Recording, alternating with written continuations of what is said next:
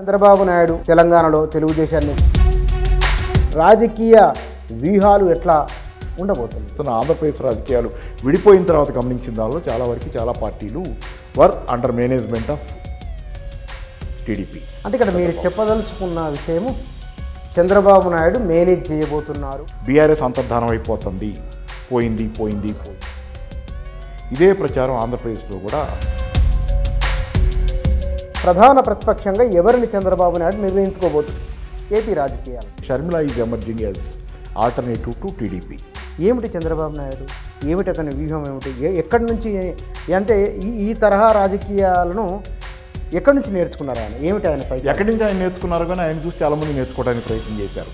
కేసీఆర్ కూడా అదే విఫల ప్రయత్నం, ఆయనలాగా పూర్తిగా కాలేకపోయాడు పాపం కేసీఆర్. ఆయన జగన్ ఏం తప్పు తిన్నాడా? జగన్ కూడా ప్రయత్నం చేశాడు, అది కూడా కొంచెం చేత కాల. ఇక నుంచి మీరు మారిన చంద్రబాబును చూస్తారు. రాజకీయంగా లొకేషన్ సీఎం చేయాలంటే టీడీపీ భవిష్యత్తు ఉండాలి. తెలంగాణ పైన తెలుగుదేశం ప్రభావం, చంద్రబాబు నాయుడు ప్రభావం ఎట్లా ఉండవచ్చు? ఇష్టానుసారం ఉంటే ఈరోజు తెలంగాణలో కుదరదు. తెలంగాణ ఎంపవర్డ్, తెలంగాణ జనాలు ఎంపవర్డ్.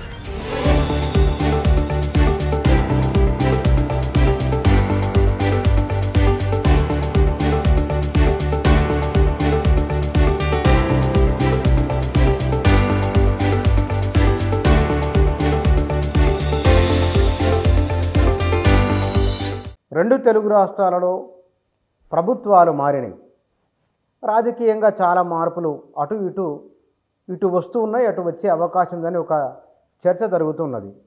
ఈ సందర్భంలో చంద్రబాబు నాయుడు తెలంగాణలో కూడా తన పార్టీ ఉండబోతున్నదని ఒక ప్రకటన చేయడం, అసలు రాజకీయంగా చంద్రబాబు నాయుడు వ్యూహాలు ఎట్లా ఉండబోతున్నాయి, ఆయన విధానం ఎట్లా ఉండబోతున్నది, ఉమ్మడి రాష్ట్రం విడిపోయిన తర్వాత ఆంధ్రప్రదేశ్కి ముఖ్యమంత్రిగా 5 ఏళ్ళు ఉన్నారు, 5 ఏళ్ల విరామం తర్వాత మళ్ళీ ఇప్పుడు ముఖ్యమంత్రి కావడం, చంద్రబాబు నాయుడు విధానాలు, రాజకీయ వ్యూహాలు, ఈ అంశాలపైన మనం మాట్లాడదాం. మనతో వీటిపైన మాట్లాడేందుకు సామాజిక, రాజకీయ, ఆర్థిక విశ్లేషకులు పాపారావు గారు ఉన్నారు. వారితో మాట్లాడదాం. సార్ నమస్కారం. నమస్తే అండి.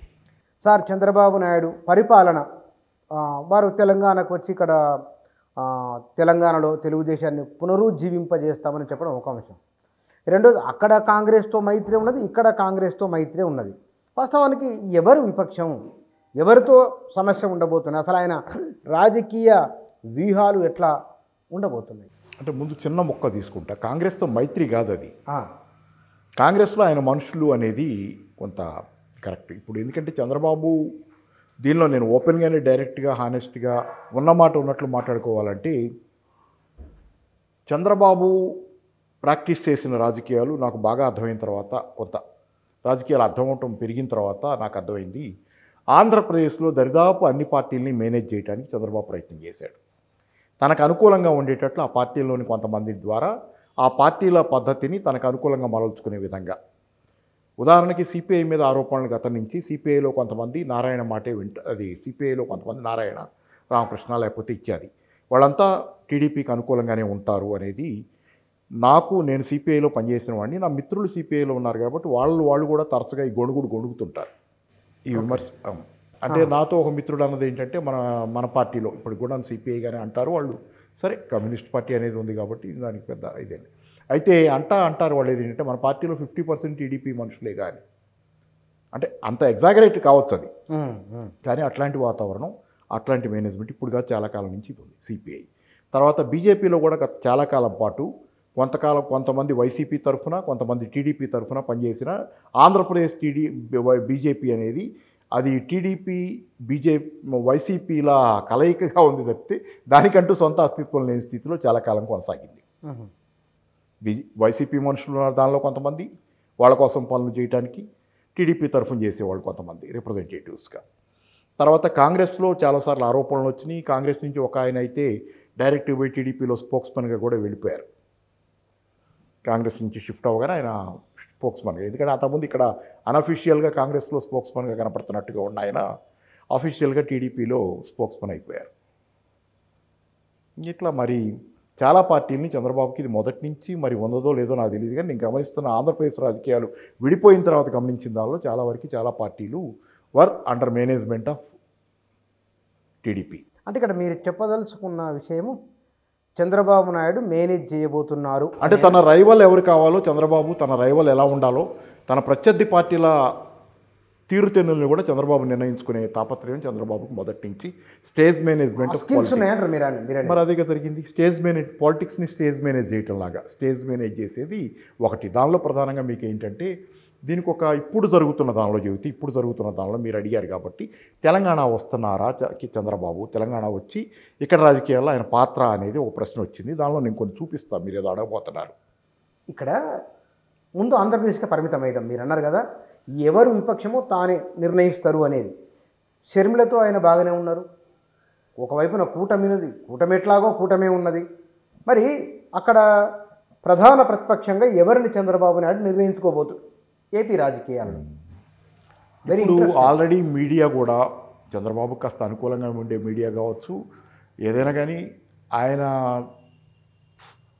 పరిధిలో ఉన్నటువంటి మీడియా కూడా ప్రధానంగా ఈరోజు నిన్న షర్మిల గారు వైఎస్ రాజశేఖర రెడ్డి గారి 75వ జయంతి ఉత్సవాల సందర్భంగా ఆమె పెద్ద ఎత్తున ఒక ఫంక్షన్ అరేంజ్ చేశారు. దానిలో చాలామందిని పిలిచారు, చాలామంది వచ్చారు, రాజకీయ నాయకులు, రకరకాల షేడ్స్, పాత కాంగ్రెస్ వాళ్ళు, కొంతమంది అటు ఇటు అయిన వాళ్ళు కూడా. ఇది నడిచింది. దానిలో ప్రధానంగా నిన్నటంతా కవరేజ్ ఏంటంటే చాలా ప్రో టీడీపీ అనుకునే మీడియా అనేది దానిలో కవరేజ్ ఏంటంటే Sharmila is emerging as alternative to TDP, YCP అంతర్ధానం అయిపోతుంది. అచ్చంగా తెలంగాణలో జరుగుతున్న ప్రచారం లాగే బీఆర్ఎస్ అంతర్ధానం అయిపోతుంది, పోయింది. ఎందుకంటే బీఆర్ఎస్ నాయకులు, ఎమ్మెల్యేలు వాళ్ళంతా వెళ్ళిపోతున్నారు కాబట్టి బీఆర్ఎస్ అయిపోయింది. ఇదే ప్రచారం ఆంధ్రప్రదేశ్లో కూడా వైసీపీ మీద నడుస్తుంది. నేనేం వైసీపీని ఇష్టపడి నేను చెప్పటం ఈ మాటలు ఉన్న మాట చెబుతున్నా. వైసీపీ చాలా తప్పులు చేసింది కాబట్టి నేరాలు కూడా ప్రజల పట్ల అంటే దుడుకుతనం, ప్రజల మీద, సామాన్య జనం మీద కూడా వైసీపీలో కొంతమంది నాయకులు, కార్యకర్తలు చేసిన అఘాయిత్యాల ఫలితంగానే వైసీపీ ఈరోజు ఆ సెక్షన్ పడింది. అయితే ఉన్నమాట ఉన్నట్టు చెప్పుకోవాలంటే అయితే వైసీపీకి కూడా బలం ఉంది, 40% ఇప్పటికీ జనాల్లో. ఈ నేపథ్యంలో ఏంటంటే వైసీపీ అంతర్ధానం అయిపోతుందనే ప్రచారం, నిన్న షర్మిలాని రైజ్ చేసే ప్రచారం వైఎస్ రాజశేఖర రెడ్డి గారి 75వ జయంతి నేపథ్యంలో మొదలైంది ఆంధ్రప్రదేశ్లో. ఎందుకంటే ఆంధ్రప్రదేశ్ ఎన్నికలు ఇప్పుడు జరిగినాయి కదా, లేట్గా. అవును. అంతకుముందు తెలంగాణది ఎప్పుడో జరిగింది కాబట్టి 6 నెలల క్రితం. అది ఇక్కడ ఒక లెవెల్కి వచ్చింది ఆ ప్రచారం బీఆర్ఎస్కి సంబంధించి. ఆంధ్రప్రదేశ్లో ఆ ప్రచారం ఇప్పుడే మొదలైంది షర్మిల గారిని ముందు పెట్టి. నేను ఇక్కడ చెప్పేది ఒకటి, మీకు జరుగుతున్న క్రమంలో నడ్జింగ్ అనేది ఒకటి జరుగుతుంది. నడ్జింగ్ అనే కాన్సెప్ట్ ఉంది, NUDGING. నడ్జింగ్ అంటే నేను మిమ్మల్ని అడగను అటు వెళ్ళమని, నేను చెప్పను, ఈ డోర్లన్నీ మూసేస్తే మీరు అటే వెళ్ళాలి. ఓహో, మీకు వేరే ప్రత్యామ్నాయం లేకుండా చేస్తే ఆ ప్రత్యామ్నాయం అదే. అట్లాంటి ప్రక్రియ ఒకటి తెలుగునాట జరుగుతుంది 2 చోట్ల. ఎట్లా మీకు నిన్న నాకు ఒక టీవీ ఛానల్లో, నేను అటెండ్ అయిన టీవీ ఛానల్లో వాళ్ళు చిన్న బ్రీఫ్ పంపారు నాకు. జస్ట్ ఏంటంటే వాళ్ళదేమి సజెస్టివ్ కాదు అది. దానిలో వాళ్ళు రాసింది ఏంటంటే ఇదే షర్మిల గారి కార్యక్రమం, జయంతి ఉత్సవాలు, దాని గురించి డిబేట్. దానిలో వాళ్ళు పంపింది ఏంటంటే ఒక పాయింట్, తెలుగుదేశం, జనసేన ఈ వైసీపీ నుంచి వెళ్ళిపోవాల్సిన వాళ్ళని రానివ్వకుండా డోర్లు మూసేయటం ద్వారా వాళ్ళు కాంగ్రెస్లోకి వెళ్ళేటట్లు జరుగుతుంది అని. ఓహోహోహో, సాధారణంగా ఎక్కడ అధికారం ఉంటే అటువైపు వెళ్తారు.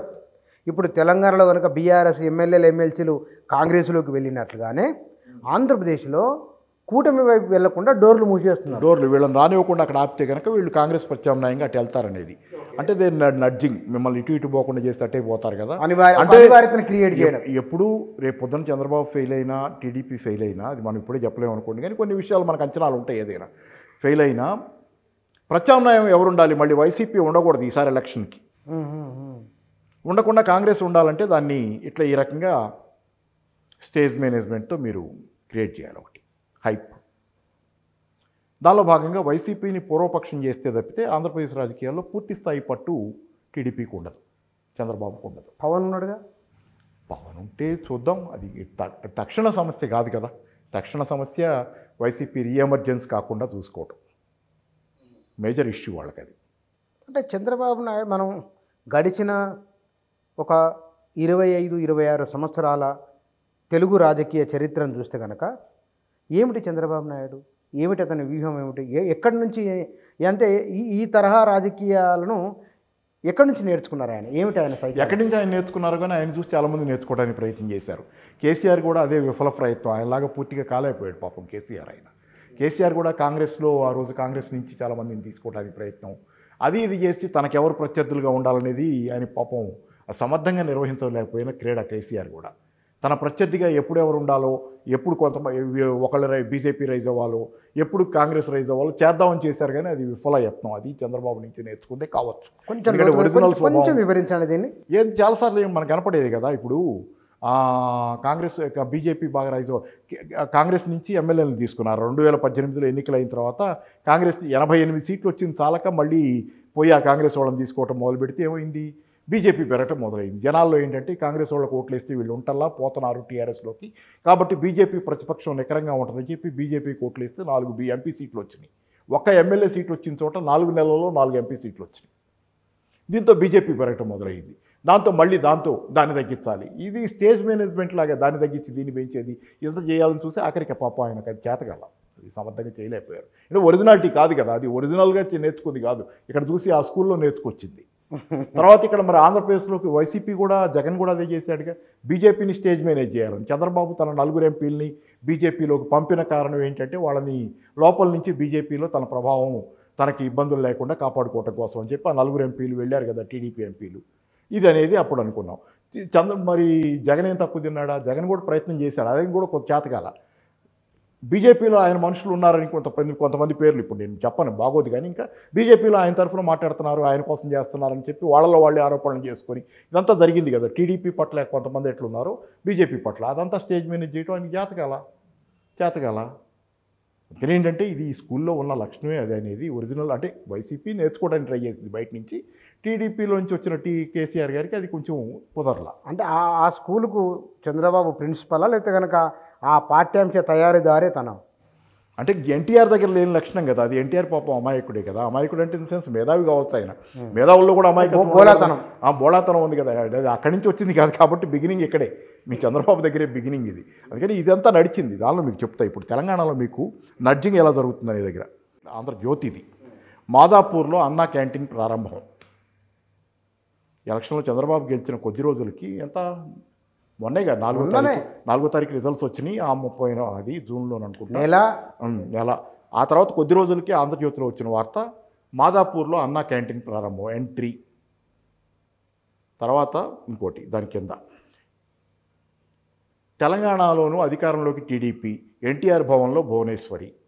ఈ తర్వాత మళ్ళీ ఈ మధ్య టీడీపీ అధినేత ఏపీ సీఎం నారా చంద్రబాబు నాయుడు సతీమణి భువనేశ్వరి తెలంగాణలో కూడా అధికారంలోకి వస్తామని చెప్పారు.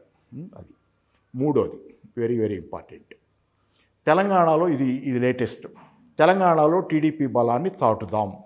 ఎలా చాటి ఏం చేస్తారు? అండర్లైన్ చేశారు హెడ్డింగ్లో, అది చదువుతా. ఈ నేపథ్యంలో తెలంగాణలో టీడీపీని బలోపేతం చేయటం ద్వారా బీఆర్ఎస్ స్థానాన్ని ఆక్రమించి మరోసారి పునర్వైభవాన్ని సాధించాలని, తను రైజ్ అవటం కాదు, బీఆర్ఎస్ స్థానాన్ని ఆక్రమించాలనేది ఇక్కడ ప్రయత్నం. కాంగ్రెస్కి ప్రత్యామ్నాయంగా తెలంగాణలో కాంగ్రెస్కి ప్రత్యామ్నాయంగా బీఆర్ఎస్ని పక్కకి నెట్టేసి తానా స్థానంలో ఉండాలనేది ప్రయత్నం అని ఆ ఇక్కడ రెడ్డింగ్లో అండర్లైన్ చేసింది. అదే కొంచెం పెద్దగా చేసి చూపిస్తా. అదే అండర్లైన్. అంటే ఇప్పుడు బీఆర్ఎస్ని పూర్వపక్షం చేసి ఆ స్థానంలో దానిలో భాగంగానే ఇప్పుడు చంద్రబాబు గారు మొన్న రేవంత్ రెడ్డి గారిని సమావేశం జరిగింది కదా ప్రజాభవన్లో. ఆ సమావేశం సందర్భంగా వచ్చినప్పుడు ఆయన ఇంట్లో కలిసిన వాళ్ళు ఎవరు? మాజీ టీడీపీ వాళ్ళు చాలామంది ఆయన కలిశారు. ముఖ్యంగా తుమ్మల నాగేశ్వరరావు గారు, మంత్రి తుమ్మల నాగేశ్వరరావు గారు, కాంగ్రెస్ ఇప్పుడు ఆయన. అలాగే బీఆర్ఎస్లో ఉన్న ఇద్దరు ఇద్దరు ఎమ్మెల్యే, ఒక ఆయనేమో గాంధీ అరికపూడి గాంధీ, వీళ్ళిద్దరు కలిశారు. రాజేంద్ర నగర్, శేర్లింగంపల్లి ఎమ్మెల్యేలు ఆల్రెడీ కలిశారు పోయి. సో రీగ్రూపింగ్ ఆఫ్ తెలుగుదేశం, పాత తెలుగుదేశం అంతా మళ్ళీ తెలంగాణలో రీగ్రూపింగ్ అవుతుంది. ఈ రీగ్రూపింగ్లో రీగ్రూపింగ్ అయ్యి టీఆర్ఎస్ స్థానంలో అది వచ్చేయాలనేది. ఎందుకు ఇంత తాపత్రయం? టీఆర్ఎస్ అలా ఉంటే బీఆర్ఎస్ పోని, బీఆర్ఎస్ కాంగ్రెస్ టీడీపీ పోటీ పడచ్చుగా, 3 పోటీ పడి దానిలో బీజేపీ కూడా ఉంటుంది పోని. కలిస్తే బీజేపీ టీడీపీ ఇక్కడ కూడా కలిస్తే అది వేరు. ఎందుకు అసలు టీఆర్ఎస్ లేకుండా పోవాలి, బీఆర్ఎస్ లేకుండా పోవాలి, ఎందుకు వైసీపీ లేకుండా పోవాలి? అవి పూర్వపక్షమే. ఎందుకు మీకు ప్రత్యర్థిగా ఆంధ్రప్రదేశ్లో కాంగ్రెస్ రైజ్ అయితే మీకు హ్యాపీ అని మనకు అనిపిస్తుంది. అలాగే రెండోది ఇక్కడ తెలంగాణలో బీఆర్ఎస్ పోయి మీరే కాంగ్రెస్కి ప్రత్యామ్నాయం అయితే ఏం జరుగుద్ది, ఎందుకు ఇలా ప్రయత్నం చేస్తున్నారు, టీఆర్ఎస్ వైసీపీ పట్ల ఇంత వైముఖ్యత ఎందుకు? ఇది ప్రజల కోరిక కాదు కదా వైసీపీ పోవాలని. ఇప్పుడు మీరు ఇదంతా జరుగుతున్న దానిలో ప్రజల కోరిక అయితే ప్రజల కోరిక ఓడించేశారు. అవును. ప్రజల కోరిక వైసీపీని ఓడించారు, దారుణంగా ఓడించడం కూడా. ఎందుకంటే అంత దుర్మార్గంగా జరిగింది పరిపాలన, అంత అరాచకంగా చేశారు పరిపాలన. సంక్షేమం ఉంది, బ్రహ్మాండమైన సంక్షేమం ఉంది, దానిలో సందేహమే లేదు. అద్భుతమైన సంక్షేమం అది ఆంధ్రప్రదేశ్లో. దాంతోపాటు మిగతా బోనస్గా ఏమి ఇచ్చారు, ఒక అరాచకాన్ని ఇచ్చారు. దానికి శిక్షించారు జనాలు, బాగా శిక్షించారు, కరుగాల్చి వాత పెట్టారు. సరే అయింది. ఇప్పుడు ఆ 40% ఓట్లేసిన జనాలు అయితే ఇప్పుడు వైసీపీ పోవాలని అర్జెంటుగా అనుకోవట్లేదుగా.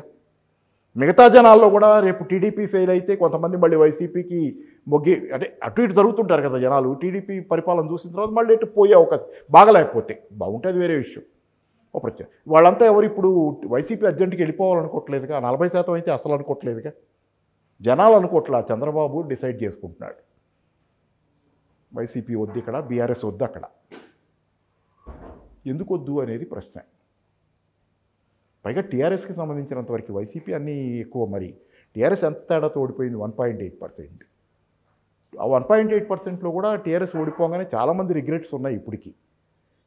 అరే మేమేదో ఈ లోకల్ ఎమ్మెల్యే వాడి బాధ భరించలేక టీఆర్ఎస్ ఎమ్మెల్యే బీఆర్ఎస్ ఎమ్మెల్యే వీడిని ఓడిద్దాం అనుకుంటే పోయి కేసీఆర్ ఓడిపోయాడు అనేది అంత కామన్గా ఇప్పుడు పాపారావు అనేవాడు చెప్తుంది కాదు ఇది.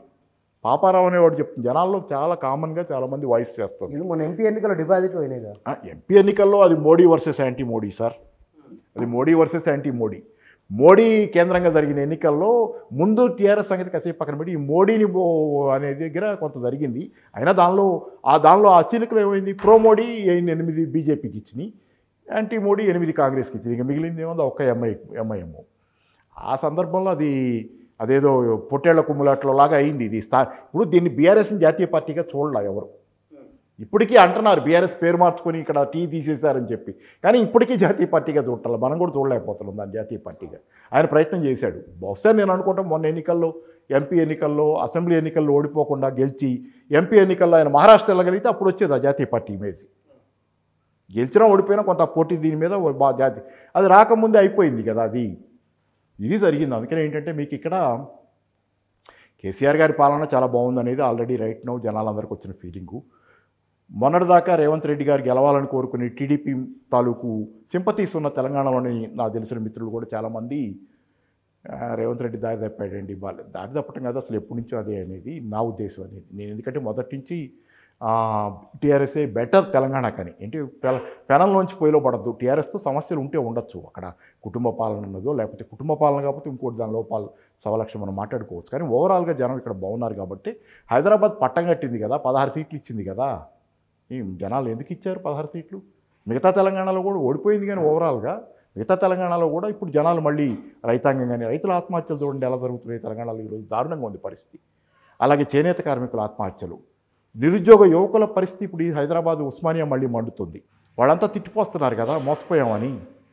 నిన్నగాక మొన్న కేసీఆర్ పోవాలి అని చెప్పి ఇక్కడ ఏదో హక్కులకి భంగం వాటిల్లుతుంది, మమ్మల్ని గౌరవించట్లేదు, ప్రజాస్వామ్య హక్కులు లేవు, కేసీఆర్ ఎవరిని కలవడేంటి, మాకు అపాయింట్మెంట్ ఇవ్వడేంటి అని కోపం పెంచుకోనో లేకపోతే కోపం కొద్దీనో ఈ తెలంగాణ అంతా అన్యాయం అయిపోతుంది, అప్పుల కింద కుదేలైపోతుంది, సర్వనాశనం అయిపోతుంది, అదవుతుంది ఇదవుతుంది అని చెప్పిన మన ప్రొఫెసర్ హరగోపాల్ గారు, లేకపోతే పాసం యాదగిరి గారు, లేకపోతే ఇంకా మన రఘు సరే తీన్మార్మాలను ఎటు పార్టీలోకి వెళ్ళిపోయాడు కాబట్టి ఇంకా ఆయన గురించి ఇప్పుడు ఎవరేం మాట్లాడుకున్నా అనవసరం. ఇంకా అది ఇట్లా చాలామంది మన ఆకునూరి మురళి ఇట్లంతా ఏంటి అట్లా తిట్టిపోసారు. ఇప్పుడు వాళ్ళు డిఫెన్స్లో లేరు, వాళ్ళు కూడా డిఫెన్స్లోనే ఉన్నారు. నిన్న నాకు సరే మొన్న ఆకునూరిని మురళి గారిని రఘు ఎక్కడో ఆన్ ది వే పట్టుకొని ఇంటర్వ్యూ, అంటే కలిశారంటే ఎక్కడో అక్కడే ఇంటర్వ్యూ తీసుకున్నాను, ఒక ఇంటర్వ్యూ. దానిలో ఆకునూరి మురళి గారు ఈ ప్రభుత్వాన్ని సమర్థించలేక అటు ఇటు మాట్లాడలేక మొత్తానికి కేసీఆర్ని కాస్త తిట్టి ఆయన వెళ్ళిపోయాడు. తర్వాత పాసం యాదగిరి అయితే మధ్యలో ఈ మధ్యకాలంలో ఒక నెల క్రితం అనుకుంటా ఆయన ఒక డయాస్ మీద కాంగ్రెస్ నాయకుల్ని తిట్టిపోసి మీరు మళ్ళీ చంద్రబాబు వస్తాడు నాకు భయం అవుతుంది, చంద్రబాబు వచ్చేస్తున్నాడు భయం అవుతుంది, వీళ్ళు ఏదో చేస్తున్నారని చెప్పి అవన్నీ ఆయన ఆక్రోశం వెలగట్టాడు. ఆ తర్వాత కాలంలో ఈ మధ్యకాలం కొంచెం సైలెంట్గా ఉంటున్నాడు ఆయన. ఎందుకు నేనైతే ఏం చూడాలి ఆయన యాక్టివిటీ. హరగోపాల్ గారు నిన్న మొన్న ఎప్పుడు నిరుద్యోగుల సమస్య తరఫున మాట్లాడారని. మరి ఇవన్నీ చూస్తే మీకు పెనంలోంచి పొయ్యిలో బళ్ళ తెలంగాణ పడిందా లేదా? నిన్నగాక మొన్న కేసీఆర్ని తిట్టిపోసిన మేధావులు ఈరోజు వచ్చి జనం తరఫున మళ్ళీ రేవంత్ రెడ్డిని తిట్టాల్సి వస్తుందంటే, రేవంత్ రెడ్డిని సమర్థించుకోలేని స్థితిలో పడిపోయారంటే ఏమైంది? పేలిన పిల్లల నుంచి పొయ్యిలో పడలేదా? అంటే ఏం అర్థమేమిటి అంటే రేవంత్ రెడ్డి పరిపాలన ఆయనకు గ్రిప్ దొరకలేదనా, లేకపోతే కనుక ఇంకా కొంచెం వ్యవధి చూస్తే బాగుంటుందని ఎట్లా? అంటే నేను గ్రహించిన దానిలో పరిపాలనలో గ్రిప్ లేదు, అది నిజం. ఎందుకంటే హైదరాబాద్లో కూడా లా అండ్ ఆర్డర్ ప్రాబ్లమ్స్, ఈ మధ్య హత్యలు జరగటం ఇట్లాంటివి చాలా రకరకాల మర్డర్లు, లా అండ్ ఆర్డర్ ప్రాబ్లమ్స్, లేకపోతే ఇతరత్ర సరే కొంచెం ఆయన ప్రయత్నం చేస్తున్నాడు. ఈ డ్రగ్స్ కంట్రోల్కి రేవు పార్టీలు లేకపోతే రకరకాల పబ్బులు వీటి మీద దాడులు ఇవన్నీ సరే మంచి ప్రయత్నం అది, దాన్ని ఎవరు కాదనరు. ఆ డ్రగ్స్ అని కంట్రోల్ అవ్వాల్సిందే, ఒక ప్రయత్నం అయితే చేస్తున్నాడు. ఆ దిశగా కొంత ఈ హోటల్స్ మీద కల్తీ ఫుడ్ చాలా దారుణం, అది వాళ్ళు చేస్తారు, చాలా సీరియస్గా చేస్తున్నారు, చాలా సీరియస్గా చేస్తున్నాడు. అవి కాకపోతే నేను బాధ ఏంటంటే అవి చెయ్యండి, నేను సంతోషం. ఎవరికైనా ప్రజలందరికీ రోడ్ల మీద చాలామంది పాపం తింటుంటారు, లేకపోతే చిన్న చిన్న హోటళ్ళు తింటారు, లేకపోతే పెద్ద హోటళ్ళు కూడా అలాగే ఉన్నాయి కదా. అన్నిటికీ ఉన్నాయి. ఇక్కడ నేను చెప్పేది ఏంటంటే మీరు ఆర్థికంగా జనాలకి చేయాల్సిన విషయాలు ఉన్నాయి కొన్ని. రైతులకు ఈరోజు రైతు భరోసా అది ఇంకా నిబంధనల ఫార్మేషన్ స్టేజ్లోనే ఉన్నారు కదా. వట్టితో సబ్ కమిటీ వేసి ఇప్పుడు దానికి రూల్స్ అండ్ రెగ్యులేషన్స్ ఏమి ఉండాలని ఇంకా 6 నెలల తర్వాత వెతికాడుతున్నారు. ఆ స్టేజ్లోనే ఉన్నారుగా. రైతు బీమా కొంత సరిగ్గా అందుతున్నట్లేదు. అలాగే రైతు రుణమాఫీ అవుద్ది అనుకుంటా, కానీ ఎంతమందికి అయిన తర్వాత మళ్ళీ ఏం ఇష్యూస్ ఉంటాయో. మీరు మొత్తం ఇప్పుడు దానిలో ఎంతమందిని కట్ చేయాలనే ఆలోచనలో ఉన్నారు మీరు. అనర్హులు అంటున్నారు. ఇది సరే, అది మంచిగా జరగాలని కోరుకుందాం. జరగకపోతే మళ్ళీ అది ఇష్యూయే కదా. నిరుద్యోగుల సమస్య, నిరుద్యోగులకు ఉద్యోగాలు, మీరు ఇచ్చిన ఉద్యోగాలు ఏమున్నాయి? ఇప్పుడు ఏమీ లేవు. ఇప్పుడు దాకా 30,000 ఉద్యోగాలు ఏదైతే కేసీఆర్ పరీక్ష పెట్టి ఇంటర్వ్యూకి చేసిన ఉద్యోగాలు మీరు కాల్ లెటర్ ఇచ్చి, మామూలు జాయినింగ్ లెటర్ ఇచ్చి, అపాయింట్మెంట్ ఆర్డర్ ఇచ్చి అది నాదంటున్నారు. అవి అందరికీ తెలిసిపోతున్నాయి కదా. అంటే ఎకనామిక్గా డబ్బులు ఎక్కడ ఖర్చు పెట్టాలో ఇన్వాల్వ్ అయ్యి ఉన్నాయి, అక్కడ మీరు ఖర్చు పెట్టాలి.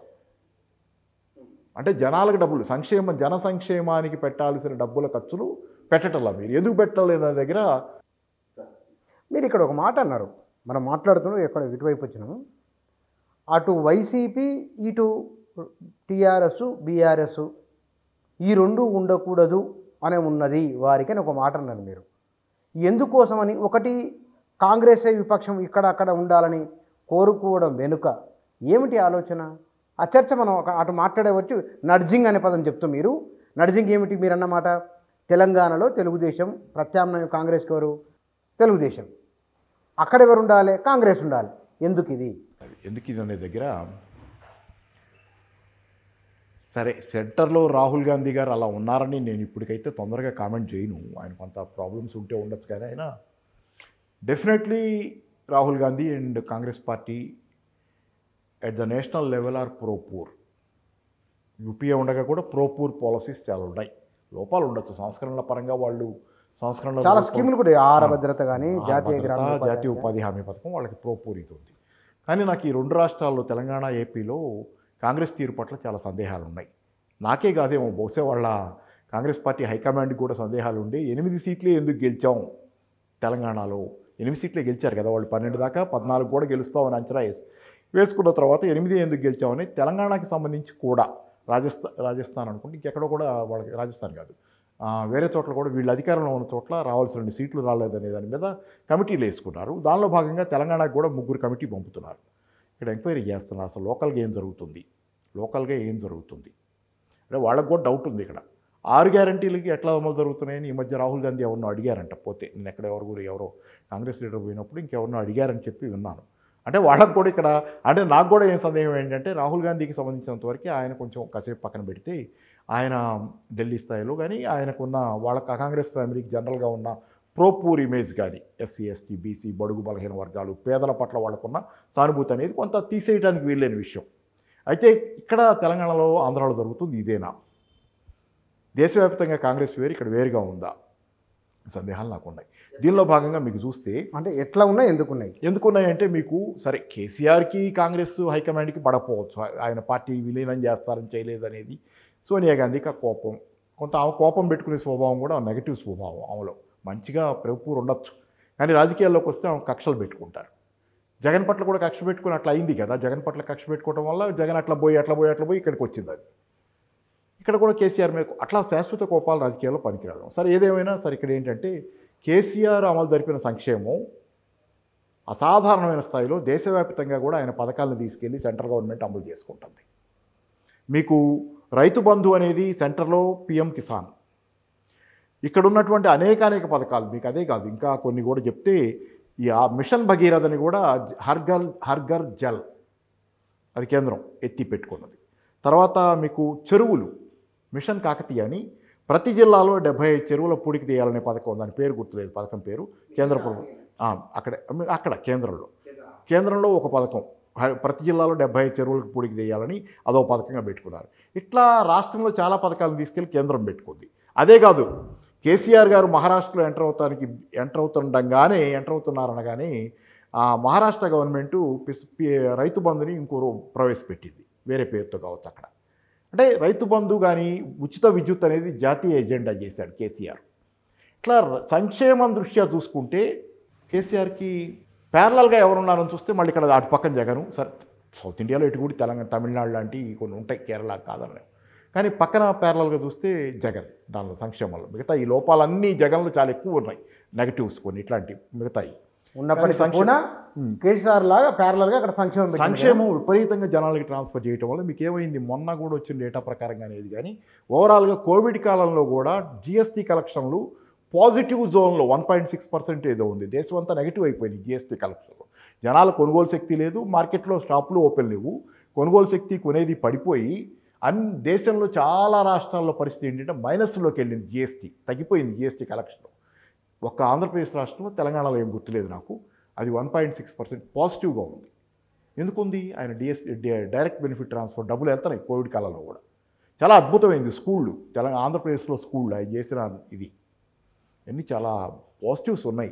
సంక్షేమం చాలా పెద్ద ఎత్తున, వాళ్ళు ఏదో 4 లక్షల కోట్లు మేము 5 సంవత్సరాల కాలంలో ఏదో డైరెక్ట్ బెనిఫిట్ ట్రాన్స్ఫర్ ఆర్ ఇండైరెక్ట్గా ట్రాన్స్ఫర్ చేసామనేది ఒకటి. అందుకని ఏంటంటే జనానికి సంక్షేమం చేయడంలో వీళ్ళకి ప్యారలల్స్ లేవు, వీళ్ళకి ఈక్వల్స్ లేరు. ఎవరెవరికి లేవు? ఇప్పుడున్న కాంగ్రెస్కు చంద్రబాబుగా, వైసీపీకి టీఆర్ఎస్కి, కేసీఆర్కి జగన్, వీళ్ళు బాగా చేశారు. వీళ్ళకి ఓవర్ కాన్ఫిడెన్స్ కూడా అక్కడి నుంచే వచ్చింది. మేము జనానికి, ఆయన లెక్క కూడా ఏంటంటే జనానికి డబ్బులు ఇచ్చాక నాకు ఓట్లు ఎందుకు వేయరని. ప్రతి కుటుంబానికి అంటే లబ్ధిదారుల కుటుంబం 1,00,000 దాకా లబ్ధి పొందిన కుటుంబాలు చాలా ఉన్నాయి సంవత్సరానికి. అవును, ఈ ఇద్దరు సంక్షేమం మీద ఎక్కువ దృష్టి పెట్టిండ్రు. అయితే ఇప్పుడు ఈ ప్రస్తావన ఎందుకు తెచ్చారు మీరు? ఎందుకంటే మీరు అడిగారు కదా వీళ్ళిద్దరి మీదే ఎందుకనేది. ఎస్, అవును. ఎందుకంటే ఏంటంటే ఒరిజినల్గా చంద్రబాబు సంస్కరణల మనిషి. ఒరిజినల్గా చంద్రబాబు సంస్కరణలు ఈ దేశంలో ఒక రాష్ట్రంలో ముందుగా ప్రవేశపెట్టినవాడు చంద్రబాబే మొదటివాడు. ప్రపంచ బ్యాంకు ఫస్ట్ టైము డైరెక్ట్గా ఒక దేశంతో కాకుండా దేశంలోని ఒక ప్రాంతంతో, అంటే ఒక రాష్ట్రంతో డీల్ చేయడం చంద్రబాబుతోనే మొదలు ప్రపంచంలోనే నా తెలిసి. ఈ దేశంలో ఏ రాష్ట్రం బిగిన్ చేయాలి, చంద్రబాబే సంస్కరణలు, ప్రపంచ బ్యాంక్ సంస్కరణ. ఇది దానిలో తప్పుగా పోవచ్చు, డబ్బులు తెచ్చుకోవటం, సంస్కరణ చేసుకోవడం. కానీ అక్కడ ఏమవుద్దంటే ప్రపంచ బ్యాంక్ షరతుల్లో ప్రధానమైంది. ఇప్పటికైనా ప్రపంచంలో చాలా దేశాలు అనుభవిస్తున్న శాపం ఏంటంటే ప్రపంచ బ్యాంకు, IMFల తాలూకు శాపము. అవి సంస్కరణలు అంటే అవి చెప్పేది ఏంటంటే ఎన్ని చేయమని చెప్తాయి, డబ్బులు ఇస్తాయి, ఇన్ఫ్రాస్ట్రక్చర్ డెవలప్ అవుద్ది, మీకు మౌలిక కలపడతాయి. కానీ అవి చెప్పేది రెండో పక్కన ఏం చెబుతాయి అంటే ప్రజలకు ఇచ్చే సంక్షేమాన్ని కోతబెట్టమంటాయి. దేశానికి ఇచ్చిన మన ఆంధ్రప్రదేశ్ రాష్ట్రం తెచ్చుకున్న అవి ఫస్ట్ షరతే ఉంటుందంటే, షరతులుగా ఇచ్చే డబ్బులతో పాటు షరతులు ఏమొస్తాయంటే సంక్షేమం మీద కోతలు పెట్టండి. ఎందుకంటే మనం అప్పు తీసుకున్న తర్వాత మనం అప్పు తీర్చాలి కదా, మళ్ళీ తిరిగి మనం తీర్చగలగాలి కదా. మనం తీర్చగలగాలంటే మనం మామూలుగా ఖర్చులు అలాగే యథావిధిగా పెట్టుకుంటాం పోతే అప్పులు తీర్చడానికి డబ్బులు మిగలవు కదా మన దగ్గర డబ్బులు మిగలాలంటే ఏం చేయాలి? జనానికి ఇచ్చేది కోతలు పెట్టి అది ట్యాక్సులు పెంచండి. రెండో పక్కన పన్నులు వేయండి జనం మీద, వీలైన చోటల్లా యూజర్ ఛార్జెస్ అనో ఇంకోటనో పన్నులు వేయండి ఓ పక్కన. రెండో పక్కన మీరు జనానికి ఇచ్చేది కోతలు పెట్టండి. దీంతో చాలా దేశాల్లో ఈరోజు జనం సఫర్ అవుతున్నారు.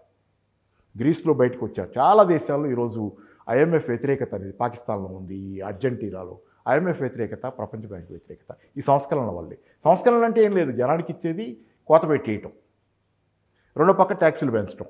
మీ దానిలో భాగంగానే భారతదేశ ప్రభుత్వం అమలు జరుపుతున్న సంస్కరణలో భాగంగానే FRBM కింద 0.5% మీరు ఏది కోవిడ్ కాలంలో అప్పులు తీసుకుంటాం, మాకు కొత్తగా అప్పులు తీసుకోవాలంటే FRBM లిమిట్ పెంచండి. FRBM అంటే ఏంటంటే మీరు ఇంతవరకే అప్పు తెచ్చుకోవాలనే చట్టం, రాష్ట్రాలు ఇంతకు దాటి అప్పు తెచ్చుకోకూడదని చెప్పే చట్టం.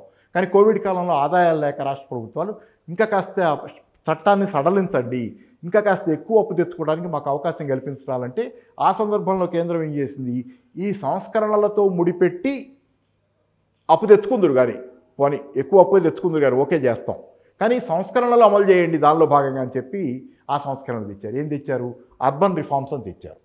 అర్బన్ రిఫార్మ్స్ అంటే మీకు చెత్త పన్ను, ఆస్తి పన్నులు పెంచడం ఇవన్నీ. దాంతో ఏమైంది, వైసీపీ గవర్నమెంట్ అది అప్పుల కోసం అని చెప్పి ఆ షరతులకు ఒప్పుకుంటే అది కూడా ఒక కారణం జగన్ ఓడిపోవటం. అది కూడా ఒక కారణం. ఎందుకంటే ఒక చేత్తో ఇస్తున్నాడు, మీకు సంక్షేమం ఇస్తున్నాడు ఒక చేత్తో, రెండో చేత్తో తీసుకుంటున్నాడు. ఏమైపోయామో నాకని ఈ సంస్కరణలు చేశాడు, అర్బన్ రిఫార్మ్స్ అనేవి చేశాడు. అలాగే ఎలక్ట్రిసిటీ రిఫార్మ్స్ కూడా ఇంట్రడ్యూస్ చేసే ప్రయత్నం శ్రీకాకుళం జిల్లాలో ఒక చోట మీటర్లు బిగిస్తున్నారనేది ఆ మధ్య వార్తలు కూడా వచ్చినాయి తెలంగాణ పత్రికల్లో కూడా. అది తర్వాత ఏమైందో తెలియదు కానీ అవన్నీ ఒప్పుకున్న తర్వాత ఆయనకు అప్పులు దొరికినాయి. ఆ ప్రభావం వల్ల కూడా జగన్ నష్టపోయాడు. అలాగే తెలంగాణలో మాత్రం కేసీఆర్ వీటికి ఒప్పుకోలే. నేను అప్పులు తెచ్చుకోవడానికి ఈ షరతులకు ఒప్పుకోను అన్నాడు. ఎందుకంటే తెలంగాణకు ఉన్న అడ్వాంటేజ్ ఏంటంటే తెలంగాణకి సొంత ఆదాయ వనరులు ఎక్కువ, ఎస్ఓటీఆర్ అంటాం, స్టేట్ ఓన్ ట్యాక్స్ రెవెన్యూ. అంటే తెలంగాణ రాష్ట్రానికి కేంద్రం నుంచి వచ్చేది 24 పైసలు 22 పైసలు అయితే అందుకని షరతులు ఒప్పుకోవాల్సిన అవసరం నేను ఎదురు తిరగలిగాడు. జిల్లాల నుంచి హైదరాబాద్ కలుపుకొనే లేదా హైదరాబాద్ మెయిన్ మొత్తం తెలంగాణ సొంత ఆదాయ వనరు. తెలంగాణ ధనిక రాష్ట్రానికి కేసీఆర్ చెప్పేది అదే. ఈ దేశంలో సొంత ఆదాయ వనరు అత్యంత ఎక్కువ ఉన్న రాష్ట్రాల్లో మొదటి 2 స్థానాల్లోనేమో తెలంగాణ ఉంది. 74 రూపాయలు దాకా, 100 రూపాయల్లో 74 రూపాయల దాకా తెలంగాణ గడ్డ మీదే పుడుతుంది, కేంద్రం నుంచి రావక్కర్లా. మీకు ఆంధ్రప్రదేశ్కి సుమారుగా 52-54 రూపాయలే, అది స్వల్పం. మరీ బీహార్కి అయితే 34, ఇంకా అది వెనక 34 రూపాయలు సొంత ఆదాయం. మిగతా 68 రూపాయలు 66 రూపాయలు కేంద్రం. అందుకని ఆ సొంత కేంద్రం మీద డిపెండెన్స్ లేకపోవడం వల్ల ఎఫ్ఆర్బిఎంలో అప్పులు తీసుకోమంటే షరతులు నేను ఒప్పుకోను అన్నాడు. మీటర్లకి కరెంట్ మీటర్లు బిగించను అంటాడు కదా, పొద్దాక అదే చెబుతాడు కదా, నేను కరెంట్ మీటర్లు బిగించనన్నాను, నేను వాళ్ళతో నేను కుదరదు చెప్పేసాను గట్టిగా అని అంటాడు. అది నిజమే, ఎందుకంటే అది ఎలక్ట్రిసిటీ రిఫార్మ్స్లో భాగం. అవి కూడా చేయమని అడుగుతున్నారు, అప్పు తీసుకోవాలంటే ఇట్లాంటివి చేయమని అడుగుతున్నారు. కేసీఆర్ ఎదురు తిరిగాడు, ఎందుకంటే ఇక్కడ నిలబట్టడానికి నేల ఉంది కదా ఆయనకి. వైసీపీకి ఆ నేల లేదు జగన్కి. దానివల్ల కొంత ఆయన అన్నీ కాకుండా ఆయన సొంత కేసులు కూడా అది కూడా అంటాం కదా, దానివల్ల కొంత ఎక్కువ రాజీ పడిపోయాడు. ఇది జరిగింది ఇక్కడ. అంటే ఇక్కడ ఈ ఇద్దరు సంక్షేమంలో ఉన్నారు, అంటే సంక్షేమం అమలు చేసేందుకు అందరూ ఓవరాల్గా ప్రపంచ బ్యాంక్ ఏంటంటే ఈ సంక్షేమంతో అంత ప్రపంచ బ్యాంకు లేకపోతే మళ్ళీ చంద్రబాబు మళ్ళీ ఎందుకు ప్రపంచ బ్యాంకు వచ్చి ఇప్పుడు ఎందుకు మాట్లాడుతున్నారు అదే అని. మళ్ళీ ఎందుకంటే మళ్ళీ చేస్తున్నాడని కాదు కానీ ఆయన విధానాలు స్వాభావికంగా ఏంటంటే ఎప్పుడైనా ఇప్పుడు ఒక ఖజానా అంటే, ఒక రాష్ట్ర ఖజానా అంటే ఇంత డబ్బులని, ఇంత సంవత్సరానికి ఇంత అని ఒక ఆదాయం, ఒక లిమిటెడ్ ఆదాయం ఉంటుంది. ఆదాయాన్ని బడ్జెట్ ఎందుకు వేస్తున్నాం మనం? బడ్జెట్ ఎందుకు వేస్తున్నాం అంటే ఆదాయాన్ని ఎట్లా పంపిణీ చేయాలి, దాన్ని ఎట్లా డిస్ట్రిబ్యూట్ చేయాలి. డిస్ట్రిబ్యూట్ చేయడం జనానికి ఇవ్వటం కాదు, దేనికి ఎంత కేటాయించాలి నిర్ణయిస్తున్నాం. దానిలో ధనికుల కార్పొరేట్ అనుకూల పంపిణీ విధానం ఒక పద్ధతి ఉంటుంది బడ్జెట్ వేసే దానిలో. అది సంస్కరణలలో జరిగేది.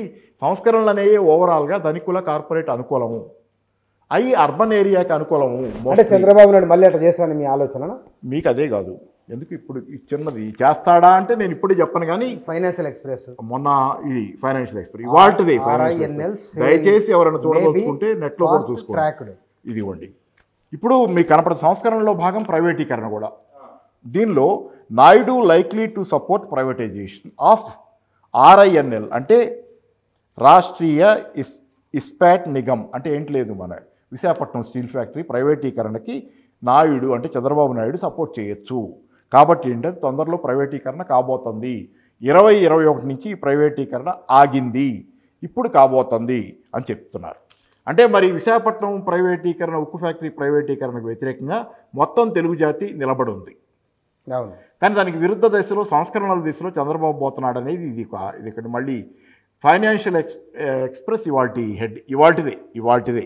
ఇవాళ ఎన్నో తారీఖు, సుమారుగా ఇవాళ 9వ తారీఖు కదా, ఇది ఇవాళ 9 జూలై 2024 ఇవాల్టి హెడ్డింగ్ అది. దానిలో ఇంకో మొక్క చెప్పాడు.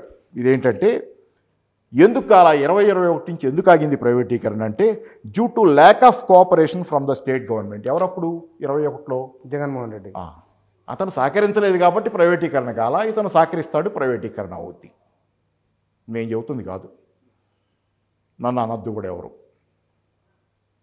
చదువుకోండి, మీ ప్రైవేటీకరణ నచ్చితే సమర్థించుకోండి, నచ్చకపోతే ఆలోచించండి నాలాగా. ఏంటంటే చంద్రబాబు సంస్కరణలు వదిలిపెట్టలేదు అనేది ఫైనాన్షియల్ ఎక్స్ప్రెస్ సారాంశం.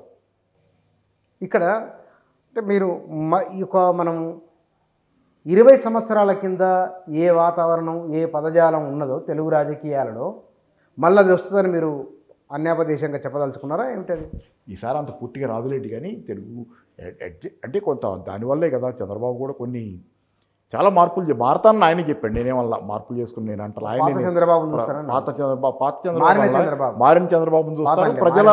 నేను అధికారుల మాట కంటే కూడా ప్రజల మాట ఎక్కువ వింటానని ఆయనే చెప్పాడు కదా. దానిలో భాగంగానే పెన్షన్ పెంచుతానున్నాడు, 4,000 పెంచాడు. డిఎస్సి 19,000 పోస్టులకు ఇచ్చాడు, 6,000 ఇచ్చాడు జగన్ అంత ముందు, కానీ దాన్ని 3 రెట్లు పెంచాడు. నామకే వస్తే ఏం కాదు, బాగానే పెంచాడు. ఇట్లాంటివన్నీ కొన్ని మొన్న జరిగిన వాటిల్లో. తర్వాత ఇంకా ముందు కాలంలో ఆయన సూపర్ 6 ఉన్నాయి కదా, అక్కడ కదా అసలు టెస్ట్ కూడా ఉంది. ఇంకా పెన్షన్లు పెంచడం నాకు 6 గ్యారెంటీలు, అక్కడ సూపర్ 6. ఇక్కడ 6 గ్యారెంటీల్లో ఈయన పట్ల ఆల్రెడీ వ్యతిరేకత వస్తుంది కొంత. ఆ ఉచిత బస్సు తప్పితే మిగతా విషయాలు అన్నింటిలో వ్యతిరేకత ఉంది ఇక్కడ. అక్కడ సూపర్ 6 విషయంలో ఆయనకి ఎలా వస్తుంది ఇప్పుడే కదా బిగినింగ్, మనం ఎందుకు తొందరపడటం. కానీ మీరు ఒక మాట చదివారు కదా మీరు, బహుశా ముఖ్యమంత్రిగా ప్రమాణ స్వీకారం చేసిన మరునాడు ఆయన మాట్లాడుతూ ఇక నుంచి మీరు మారిన చంద్రబాబును చూస్తారు రాజకీయంగా. అంటే ఆయనకు అవసరం కూడా అది మారాలని మనం అందరం కోరుకుందాం. మారటం అంత ఈజీ అంటే మరి వాళ్ళ ఫైనాన్షియల్ ఎక్స్ప్రెస్ హెడ్డింగ్ నాకు మారతారా అనే ప్రశ్న కూడా మళ్ళీ లేవనెత్తింది. దానికే కూర్చున్నాం కదా ఇక్కడ మాట్లాడుతున్నాం. అయితే నేననేది ఒకటి, మారటం ఆయనకి ఎందుకు అవసరం అంటే టీడీపీ భవిష్యత్తు దృష్టి అవసరం. టీడీపీ భవిష్యత్తు లోకేష్కి అవసరం. లొకేషన్ సీఎం చేయాలంటే టీడీపీ భవిష్యత్తు ఉండాలి. కాబట్టి 5 ఏళ్ల పరిపాలన బహుశా ఇది fag end of his career చంద్రబాబుది. ఇంకా తర్వాత ఆయన కంటిన్యూ కాడు, ఆయన రిటైర్ అవుతాడు. బహుశా వెనకాల ఉండి గైడ్ చేస్తారు పార్టీనో, లేకపోతే లోకేష్ అయితే లోకేష్నో. కాబట్టి ఏంటంటే ఇప్పుడు ఆయనకి మంచి పేరు తెచ్చుకొని ప్రజల్లో, గతంలో కొంత రైతు వ్యతిరేకని ఇట్లాంటివి ఉన్నాయి కదా, అవన్నీ పోగొట్టుకోవాలనేది సహజంగా ఎవరికైనా ఉండాలి, మరి ఉంటుందని అనుకుంటాం. కాబట్టి ఏంటంటే ఆయన టీడీపీని నిలబెట్టుకోవడానికి కూడా ఈరోజు అవసరం అది. టీడీపీని నిలబెట్టుకోవడానికి, ఎందుకంటే లోకేష్కి మళ్ళీ నెక్స్ట్ టైం తను యాక్టివ్గా ఉండగానే తన పవర్ ట్రాన్స్ఫర్ అనేది స్మూత్గా జరగాలనేది. కాబట్టి ఈ టర్మ్ మరి ఎట్లా ఉంటుంది అనేది ఇంకా కొంచెం మనం అప్పుడే తేల్చి చెప్పలేం. కానీ ఇండికేషన్స్ ఇలాంటివి ఏంటంటే కొంత జోన్ ఎక్కడున్నాడు, ఏ జోన్లో ఉన్నాడు ఆయన అనేది ఒక్కోసారి ప్రశ్నలు చాలా ఉంటాయి. ప్రత్యర్థిగా కాంగ్రెస్ ఎంచుకోవటం విషయంలో సరే బహుశా లోకేష్కి స్మూత్గా ఉంటుంది, సాఫ్ట్గా ఉంటుందని. అంటే నేను చెబుతుంది ఈ కాంగ్రెస్ని నేను జాతీయ కాంగ్రెస్తో పోల్చట్లా, ఢిల్లీలో కాంగ్రెస్తో. కానీ నాకు సందేహాలు ఉన్నాయి. ఇక్కడ రేవంత్ రెడ్డి, నేను మామూలుగా కూడా చాలాసార్లు ఇది రేవంత్ రెడ్డి కాంగ్రెస్ అనేవాడిని. పొద్దాక ఎలక్షన్ల ముందు కూడా కాంగ్రెస్ అనేవాడిని కాదు, దీన్ని రేవంత్ రెడ్డి కాంగ్రెస్ అని. నాకు ఎందుకు కాంగ్రెస్ అంటే ఇష్టం లేదు. కాంగ్రెస్ పట్ల నాకు అభిమానం అంటే అభిమానం ఉంది. అభిమానం ఇన్ ద సెన్స్ నేనేం కాంగ్రెస్ పార్టీ కాదు, లెఫ్ట్ బ్యాక్గ్రౌండ్లో వచ్చిన వాడిని. లెఫ్ట్ పార్టీల్లో ఎక్కడా లేను, పార్టీలు లేవు ఇప్పుడు. కానీ ఆ భావజాలం అదే ఇప్పటికీ. లెఫ్టే కరెక్ట్ అనేది, లెఫ్టే రైట్ ఈ దేశానికి అనేది, ఈ దేశానికే కాదు ప్రపంచానికి. అది నా భావజాలం. సరే అదంతా పక్కన పెడితే ఈరోజు పార్టీలు వదిలేశారు. సిపిఐలో ఉండేవాడిని, నాకు వద్దనుకున్నాను. సరే వాళ్ళు కూడా కొంత ఏదో ఇట్లా కొంత మనకి దూరం. అంటే వాళ్ళు మీటింగ్లు పిలిస్తే పార్టీ క్లాసులో వెళ్ళట్లేదు, కానీ జనరల్ మీటింగ్లు అది మాట్లాడటం, వేరే పార్టీలు అయినా కమ్యూనిస్ట్ పార్టీలు కానీ ఎవరు పిలిచినా మనం చెప్పేది అదే కదా, సేమ్ ఎక్కడికి పోయినా పర్లా, ఏ ప్లాట్ఫామ్ అయినా. సార్ దీనిలో కూడా నేను అనేది ఏంటంటే నాకున్న దానిలో ఇదంతా మరి చూడాలి. నేను ఇప్పుడు ఏంటంటే సోషలిజాన్ని ఇమీడియట్గా కమ్యూనిస్ట్ పార్టీలు అయితే లేవు, తెలంగాణలో కానీ ఆంధ్రాలో కానీ కమ్యూనిస్ట్ పార్టీలు బలంగా లేవు, చాలా బలహీనంగా, కొంత తోకలుగా అనేది కూడా కొంత ఆంధ్రాలో అయితే మరీ నిజం, తోక అనేది. కాబట్టి అట్లా అయిన తర్వాత ఏమవుతుందంటే మీకు జనానికి ఇప్పుడు నేను నాలాంటి వాళ్ళం లెఫ్ట్ రావాలి, లెఫ్ట్ ఇష్టం అని చెప్పినా, పార్టీలో లేకపోయినా భావజాలం ఉందని చెప్పినా రాదు కదా అధికారంలోకి. మరి కళ్ళగంట కాస్త తగ్గించి జనం బతికేదారి కూడా ఆలోచించాలిగా. ఇప్పటికిప్పుడు మేము సోషలిజం కళ బాగానే ఉంది, కానీ జనం బతుకుంటే కదా సోషలిజం సంగతి. బతుకుండాలంటే నేను సమర్థించాను కేసీఆర్ గారిని, బాగా టీఆర్ఎస్ని. ఎందుకంటే జనం బతికుంటాం, ఆత్మహత్యలు తగ్గినాయి, రైతుల ఆత్మహత్యలు లేవు, తెలంగాణలో చాలా సమస్యలు పరిష్కారమైనవి. నిన్న చంద్రబాబు సర్టిఫికెట్ ఇచ్చాడుగా, తెలంగాణ పర్ క్యాపిటల్ ఇన్కమ్ దేశంలో నెంబర్ 1 అని చెప్పి చాలా సంతోషంగా ఆయన చెప్పాడు. ఆయన అంత సంతోషంగా చెప్పినందుకు నాకు కూడా సంతోషంగా ఉంది. మరి దాన్ని చూపించే కదా కేసీఆర్ చాలా చేశాడు తెలంగాణకి, 10 ఏళ్లలోనే జరిగింది అదంతా, ఇంత చేశాడు కాబట్టి జనం బాగున్నారు ఇక్కడ అని. దాని మీద ఏంటంటే మనం సోషలిజం సంగతి తర్వాత, కమ్యూనిస్ట్ పార్టీలు రావడం సంగతి తర్వాత, కానీ ముందు జనం బతికుండాలంటే కేసీఆర్ లాంటి వాళ్ళు, ఏదైనా సంస్కరణవాది, ప్రజాహితం కోరేవాళ్ళు, ప్రజల పట్ల ప్రేమ ఉన్నవాళ్ళు, వాళ్ళకి ఏ ప్రత్యేకమైన ఐడియాలజీ లేకపోయినా వాళ్ళు ప్రజల్ని ప్రేమించారు ఎంతో కొంత. వాళ్ళ లోపాలు, వ్యక్తిగతమైన లోపాలు 1,00,000 వాళ్ళు నష్టపోయి ఉండొచ్చు, కానీ పార్టీ వాళ్ళు ఎంతో కొంత ప్రజల పట్ల అభిమానం చూపించారు కేసీఆర్. అందులో కేసీఆర్ టాప్. నన్ను నిస్సందేహంగా కేసీఆర్, నేను ఆ విషయంలో మాత్రం నేను ఒక కమ్యూనిస్ట్గా ప్రజల్ని ప్రేమించేవాళ్ళుగా, ప్రజలు బతుకుండాలని, ప్రజల కష్టాలు ఉండకూడదని, వాళ్ళ కళ్ళల్లో నీళ్లు రాకూడదని, వాళ్ళకి చావులు జరగకూడదని కోరుకునేవాళ్ళగా కేసీఆర్ అంతవరకు చేసినందుకు. మరి ఇప్పుడు ప్రత్యామ్నాయంగా మేము కమ్యూనిస్ట్ పార్టీ లేనప్పుడు, కమ్యూనిజం రానప్పుడు ఇప్పటికీ మరి ఇంకేం చేస్తాం? బెటర్ కదా, బెటర్ ఆ పరిస్థితిని కాపాడుకోవాలనే ప్రయత్నం చేసాను. అలాంటి వాళ్ళు నేను కూడా ఏంటంటే కేసీఆర్ని టీఆర్ఎస్ని బాగా సమర్థించాను ఎలక్షన్ల ముందు, ఇప్పుడు కూడా సమర్థిస్తూనే ఉన్నాను. అయ్యో పోయిన స్వప్నం తొడికిన స్వప్నం అన్నట్టు మాట్లాడుతూనే ఉన్నాం. ఎందుకంటే అది కొంత ఆ మాత్రమైనా ఉండేది, ఎట్లా ఉంది ఎక్కడా లేదు కదా. అలాగే ఏంటంటే వైసీపీని కొన్ని విషయాల్లో నేను ఎక్కువ వ్యతిరేకిస్తాను. కేసీఆర్ గారిని సమర్థించినట్లు సమర్థించలేదు. ఎందుకంటే ఆయన పోయి ఆయనే దవ్వుకున్నాడు, బాగా బాగా బాగా ఎక్కువ గుణపాలు పలువులు పెట్టి ఆయన గొవ్వు ఆయనే దవ్వుకొని అంటే కేసీఆర్ గారు విత్డ్రా అయ్యారు. కేసీఆర్ గారు కలవలే ఎవరిని, కానీ ఆయనకి కళ్ళు చెవులు ఎప్పుడు నిరంతరంగా పనిచేస్తూనే ఉన్నాయి. అంటే బయట నుంచి సిగ్నల్స్ వెళ్తూనే ఉన్నాయి ఆయనకి, కేటీఆర్ రూపంలో కావచ్చు, జనాల పేపర్లు చదవటం, ఇతరత్ర ఎన్ని రూపాల్లోనైనా బయట నుంచి ఆయన తెలుసుకుంటున్నాడు. బయట కలవకపోయినా, అదొకటి లోపోయినా బయట ఏం జరుగుతుందని నిరంతరంగా తెలుసుకోకుండా లా అండ్ ఆర్డర్ ఇట్లా మెయింటైన్ చేయటం కానీ ఇన్ని చేయలేవుడు. అసలు ఆయన నిరంతరంగా బయటతో టచ్లో ఉన్నాడు. కాకపోతే అది వన్ సైడ్ అయ్యింది. ఆయన తెలుసుకోవడం తప్పితే బయట వాళ్ళతో కాంటాక్ట్ చేయాలి. జగన్ దగ్గర ఆ లోపం బలంగా ఉంది. డబ్బులు ఇస్తున్నాను అనే దగ్గర ఆగిపోయాడు. జస్ట్ బటన్ ఒకటి దగ్గర ఆగాడు కాబట్టి మిగతా అన్ని ఇష్టానుసారంగా ఎమ్మెల్యేలు వాళ్ళు చేసిన పనులు చివరిలో ఎన్ని మార్చడం ఏమవుద్ది. అవును, కానీ ఇక్కడ తెలంగాణ పైన తెలుగుదేశం ప్రభావం, చంద్రబాబు నాయుడు ప్రభావం ఎట్లా ఉండవచ్చు? ఉంటుంది. ముందు కాలంలో ప్రయత్నం చేస్తారు గట్టిగా. అంటే ఇప్పుడు తేడా ఏంటంటే తెలంగాణ ప్రజలు తెలంగాణ వచ్చిన తర్వాత కాన్ఫిడెన్స్ పెరిగింది వాళ్ళకి. తెలంగాణ రాకముందు మనం ఏంట్లే, మన పరిస్థితి ఏంటనో నిరాశ అని, బాంచన్ని, కాల్మొక్త, అంటే బానిస స్వభావం కూడా అన్నాం. బతికింతే మనదనే లెక్కలో ఉండేది, మన బతికింతే అనేది అది పోయింది. తెలంగాణ జనానికి మేము నిలబడి కలబడి గెలుస్తామనేది కాన్ఫిడెన్స్ ఉందిగా. తెలంగాణ అంత తేలిగ్గా ఎవరికి ఏమి, అది తప్పు చేస్తే ఊరుకోదు. ఒక టీడీపీ పాలించకూడదని నేను చెప్పటల్లా, కానీ టీడీపీ పాలించాలనుకున్నా టీడీపీ తెలంగాణకు అనుకూలంగా సరిగ్గా ఉంటేనే ఇక్కడ ఏదైనా నడిచేది. వాళ్ళకి ప్లేసు ఎంట్రీ ఇష్టానుసారం ఉంటే ఈరోజు తెలంగాణలో కుదరదు. తెలంగాణ ఎంపవర్డ్, తెలంగాణ జనాలు ఎంపవర్డ్. కొన్నిసార్లు అప్పుడప్పుడు కొన్ని అటు ఇటు అవ్వచ్చు, కానీ తెలంగాణ జనాలు ఎంపవర్డ్. మేము చేయగలమనే లెక్కకు వచ్చిన వాళ్ళని కొంచెం కష్టం ఆపటం. వాళ్ళు ప్రశ్నిస్తున్నారు, ఎంపవర్డ్ ఈరోజు. అందుకే 6 నెలలకే రేవంత్ రెడ్డిని కూడా అదుగుతున్నారుగా. మారింది తెలంగాణ వచ్చిన తర్వాత జనాలకి నిజమా అనేది, మేము ఇంత చేయగలిగామా అనేది. అంతకుముందు చేస్తున్నారు ఉద్యమాలు, కానీ చాలాసార్లు చాలామందికి సందేహాలు ఉండేయంట. ఎందుకంటే మన మిత్రుడు ఆయన ఐఎఫ్ఎస్ ఫారెస్ట్ సర్వీస్ ఆఫీసర్ అయిన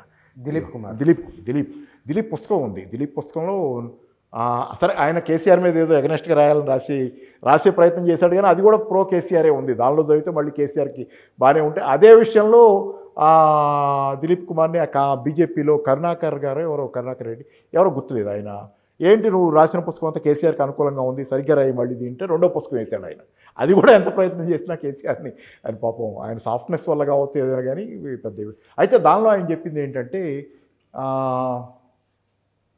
చాలామంది అడిగేవాళ్ళంట కేసీఆర్ దగ్గరికి వచ్చిన, ఢిల్లీలో ఈయన అపాయింట్మెంట్లు అన్నీ చూసేవాడు కదా కేసీఆర్కి, తెలంగాణ వస్తుంటావా అని. పెద్దోళ్ళే తెలంగాణ ఉద్యమంలో పెద్దోళ్ళే ఈయన దగ్గర అప్పుడప్పుడు కూర్చున్నప్పుడు, కేసీఆర్ దగ్గర బయట నుంచి వచ్చినప్పుడు కూడా తెలంగాణ వస్తుంటావా ఉద్యమం చేస్తూనే ఉన్నారు వాళ్ళ ఉద్యమ నాయకులు. అట్లా చాలా ఆ రోజు వాళ్ళకే పాపం అది దయనీయమైన, ఇది బాధాకరమైన సిచ్యువేషన్. కానీ ఈరోజు అది కాదు కదా, అందరికీ ఎంపవర్డ్ ఇక్కడ ఎక్కువ ఎంపవర్ అయ్యారేమో, అందుకని ఇష్టానుసారం కూడా జరుగుతుంది. అది అవసరానికంటే కూడా ఎక్కువ ఎంపవర్ అయ్యామేమో, అది కూడా ముందు మన ఆలోచించాలి. అందుకని ఏంటంటే అది తెలంగాణ ఇప్పుడు ఇంకా అంత ఈజీగా దీనిలో ఇష్టానుసారం ఎవరు చేయలేరు ఎవరు చేయలేరు. ఇక్కడ టీడీపీ ఒకటనే కాదు, ఎవరు కూడా ఇష్టానుసారం చేయలేరు. రేవంత్ రెడ్డిని ఆల్రెడీ ప్రశ్నిస్తారు కాబట్టి కాకపోతే కొంత డిస్టర్బెన్సెస్ వస్తాయి. రాకుండా సాఫ్టీగా జరిగితే పురోగమనం. మరి చంద్రబాబు చెప్పినట్టు పర్ క్యాపిటల్ ఇన్కమ్లో 3,08,000 రూపాయలు 12,000 రూపాయలకు చేరుకుంది తెలంగాణ, దేశంలో నెంబర్ 1. సాఫీగా జరుగుంటే ఇంకెంతకు ఎక్కడికి వెళ్ళేవాళ్ళం ఇవన్నీ. మరి ఇప్పుడు ఈ డిస్టర్బెన్స్ బాధాకరమేగా. అది చూడాలి సార్. మరిగా thank you sir, thank you very much. Telugu రాష్ట్రాలలో జరుగుతున్న రాజకీయ పరిణామాలు ప్రధానంగా ఇక్కడ వారి విధానాలకు సంబంధించిన, రాజకీయ వ్యూహాలకు సంబంధించిన విషయాలు భవిష్యత్తులో ఎట్లా ఉండబోతున్నాయి అనే దానిపైన ఇవి రేఖామాత్రమైన ఆలోచనలు మాత్రమే. నిర్దిష్టంగా ఇవి జరుగుతుందని చెప్పడానికి గ్యారంటీ ఏమీ లేదు. గత అనుభవాన్ని దృష్టిలో ఉంచుకొని ఇవాళ రేపటి గురించి మాట్లాడుతున్న ఒకానొక సందర్భంలో వచ్చిన వ్యక్తమైన అభిప్రాయాలు మాత్రమే ఇవి. Thank you.